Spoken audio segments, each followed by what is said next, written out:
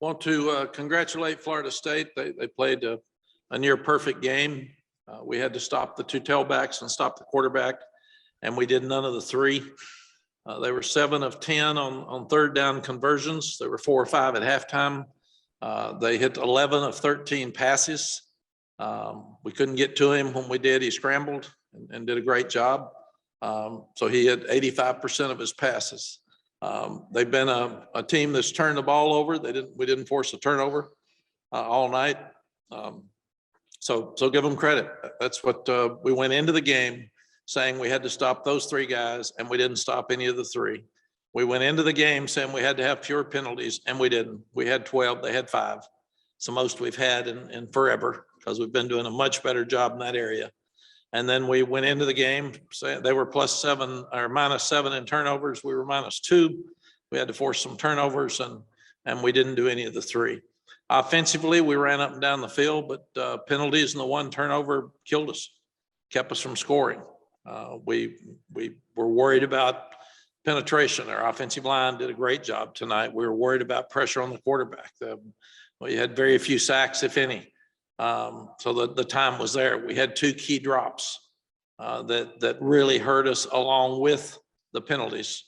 And then our kicking game's been so good, and we kick the ball short on kickoff, and they return it to the 41. So most of the teams in college football right now are about alike. You got a few that are better than everybody else, and the rest of us have to play well each week. We've played well in 3 games that we've won. We've played poorly in 3 games that we lost. And that's what I told the guys. Stay out of the training room tomorrow. Don't come in pouting. Get your head down. We got to correct a lot of things. When we play well, we got a chance to win. When we don't, we're not going to win. That's just the way it is. And I thought they tried. I thought they were ready to play. We jumped out 10-0. Then the momentum changed, and I thought they really got down right before the half. And then they came back and competed hard the second half. But good for Florida State and tough for us. Questions? All right, Patrick Welter, go ahead. Mack, how much has this team failed to meet your expectations and reach its potential? Well, my expectations to win every game. So we've 3 times we've met it, and 3 times we haven't. The national media expectation, the expectations for us to be a top 10 team were wrong. So I guess we should all be critical of the media for picking us too high, because we're not that good. So you guys all screwed it up. All right, we'll go over to Michael Coe. Hey, Coach, what was behind the decision to go for it on 4th and goal from the 5 instead of kicking the field goal? Well, we again, you look at analytics, and we were down by a bunch. So we needed to score a touchdown. We could have kicked the field goal, but we were getting short on time, Michael. So we thought we'd made it. If we'd made it and gone for 2, you'd have been all excited about the decision. Thanks, Coach. Thank you. Lucas Tomei, go ahead. Coach, now that your team is halfway through the season with a 3-3 record, how do you keep motivating your guys throughout the second half? And is there anything specific that you want your guys to play for specifically? I told the guys that losing really stinks in life. It stinks in sports, and we're all going to have some of it. And we can learn from this. And it's something I've got to do better, is learn from what we didn't do well, learn from the momentum changes tonight, learn from being down, being frustrated. They were so high last week after you beat Duke. It's like a roller coaster right now in college football. And so go back to work tomorrow and do your best to beat Miami. Quit worrying about anything at the end. We got to get better as a program. And sometimes we look so good, and it's so exciting for the future. And then sometimes we're so disappointing. So we got to go back to work. We're not good enough to pout, and we're not good enough to win unless we play well. Our practice was great this week, probably as good as I've seen. Offense had one of their better games, didn't score touchdowns, just ran up and down the field. So we've still got a lot, and I worried about defense playing so well last week that they might not come back and play as well this week. And that's exactly what happened. So we got to try to get a game where everybody plays the same level of football at a very high level together. And Miami's going to come in with 16 days of rest and 16 days of planning and game planning, so we better be ready to go. Brendan Marks. Hey, Mack, you mentioned Jordan Travis and the success that he had running the ball and scrambling. What was he doing that was so effective? And obviously containing rushing quarterbacks seems to be a problem that is continuing to crop up. Yeah, he's hard to tackle. You know, the option that he ran, he's fast. He's slippery. We were back there a lot and couldn't get to him. But the thing he has not done well is been a consistent thrower, and he didn't miss. Now, some of them were screens, but still the two or three deep balls that he hit were a difference in the ball game. And they haven't been doing that, but that's our fault. You can't allow them to run the ball, and you can't allow the quarterback to be confident and have success. And we allowed all three. CL Brown, go ahead. Mac, how big was that drive, 7-minute drive for Florida State in terms of the momentum that you talked about?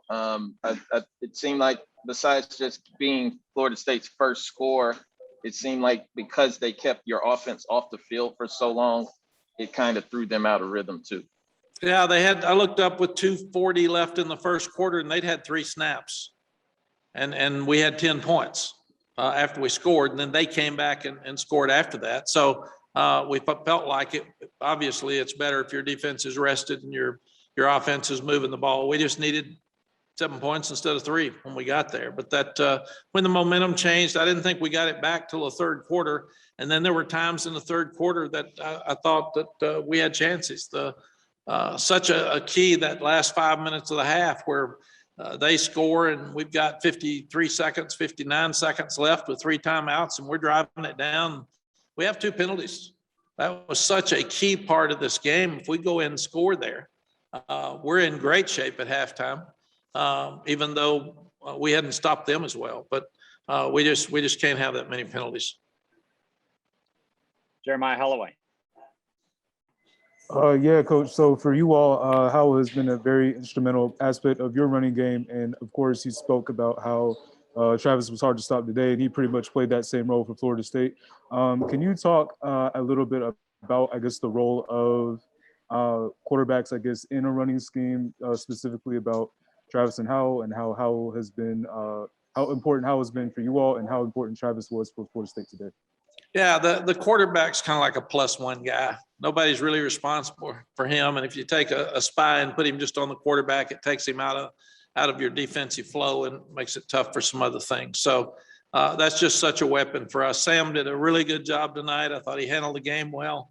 The one interception in the end zone was a contested ball that I thought we could have knocked down or jumped up and fought far more. But he's tough. He's competitive, and I liked what I saw. He kept us in the game with his runs tonight as well. Adam Smith.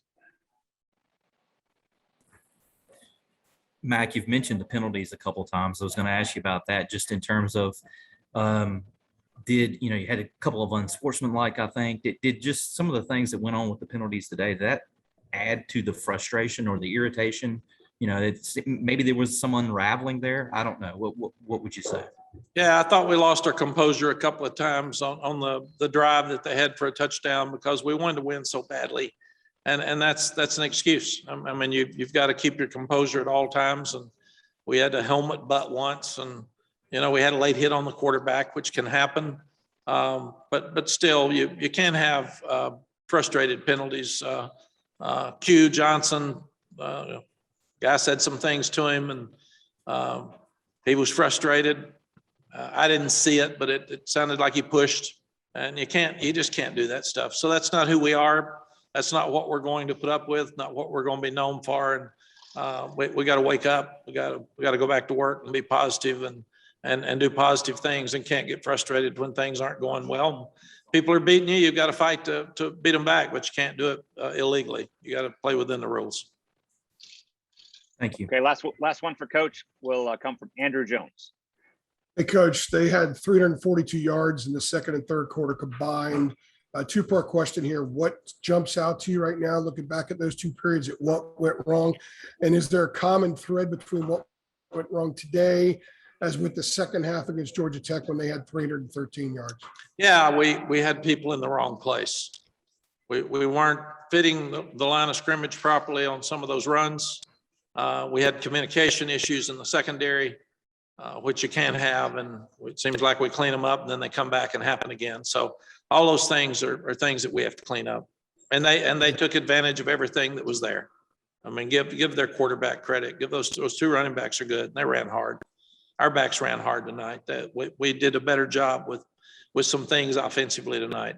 But we played defense more like we played at times at Georgia Tech and tonight, because we just gave up some big plays, and you can't do that. It's just it's really frustrating. Thank you. All right, Thank Coach, thanks for a couple of minutes. We appreciate it. Thanks.